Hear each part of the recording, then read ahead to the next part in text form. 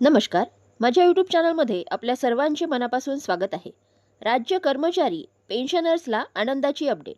आयोगाच्या शिफारशीनुसार राज्य सरकारी कर्मचाऱ्यांना मूळ वेतनात 20 ते 35% वाढ. जाणून घेऊयात सविस्तर. त्यापूर्वी चॅनलला नवीन असाल तर लाईक करायला विसरू नका, सबस्क्राईब करायला विसरू नका, नवीन अपडेटसाठी बेल आयकनला प्रेस करायला विसरू नका आणि माहिती आवडल्यास आपल्या सहकारी मित्रांना शेअर करायला देखील विसरू नका. राज्य सरकारी कर्मचाऱ्यांसाठी आनंदाची अपडेट समोर येत आहे.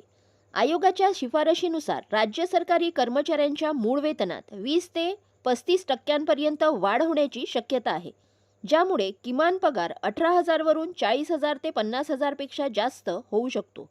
हा बदल 1 जानेवारी 2026 पासून लागू होणे अपेक्षित आहे आणि यामुळे फिटमेंट फॅक्टरनुसार पगारात मोठी वाढ होण्याची शक्यता आहे. पगारवाढीचा तपशील. पगारवाढ अंदाजे मूळ वेतनात साधारण 20 ते 35% वाढ अपेक्षित. किमान वेतन सध्याचे 18,000 रुपये मूळ वेतन वाढून ते अंदाजे 40 ते 50,000 रुपयांच्या घरात जाऊ शकते.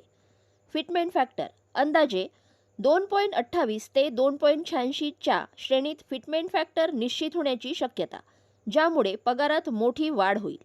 अंमलबजावणी. आयोगाच्या शिफारशी 1 जानेवारी 26 पासून लागू होण्याची शक्यता होती. कर्मचाऱ्यांना होणारा फायदा. वाढलेला पगार बेसिक पेमध्ये मोठी वाढ झाल्यामुळे महागाई भत्ता आणि घरभाडे भत्ता यामध्येही वाढ होईल. एरियर.